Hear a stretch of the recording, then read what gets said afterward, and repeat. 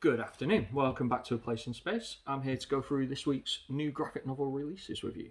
First up, we have Volume 6 of Venom, that's King in Black by Donny Cates and Ryan Stegman, the sixth and final volume in his run. We have Plunderworld by Linda Sedgwick, Stefan Sedgwick's other half. Looks like a great little OGN. I believe I can show you some of the artwork in here. It's not too explicit or anything. Very cool, looks like a sort of Greek fantasy style graphic.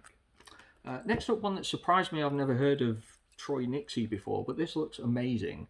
It collects some of his early work, whatever that might be, before he did some Fangoria stuff. It just looks like gruesome, almost Robert Crumb-esque indie. A couple of weeks ago, you might have remembered me mentioning Mighty Morphing Volume 2. We now have Power Rangers Volume 2. And we have The Victories omnibus by Michael Avon Oeming. You might know him from Powers and stuff like that. This is his like independent superhero kind of stuff. He just sort of went off and did his own little team book. This is it. It collects the whole thing. It is massive. Fat old book. Marvel also bring you Star Wars The High Republic Volume 1. Sure, you've heard a lot about this. It's just been going crazy online. Everyone's reading it. I did want to highlight Department of Truth. We always talk about this, but we've just got a restock.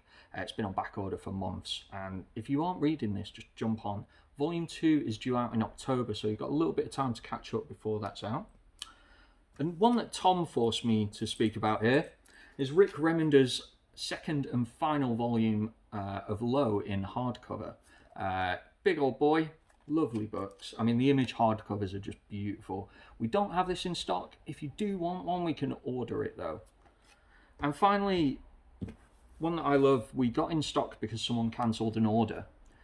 Absolute Ronin by Frank Miller. Now, if you're not familiar with Absolute books, these are just basically the best editions of a book that you can buy. They're huge, they come in a slipcase, and they are beautiful. If you've never read Ronin before, get it. It's amazing. It's Frank Miller doing samurai sci-fi weird stuff, and it's just fantastic. That's all for me. This weekend we've got free comic book day, so make sure you pop down, and we'll see you then.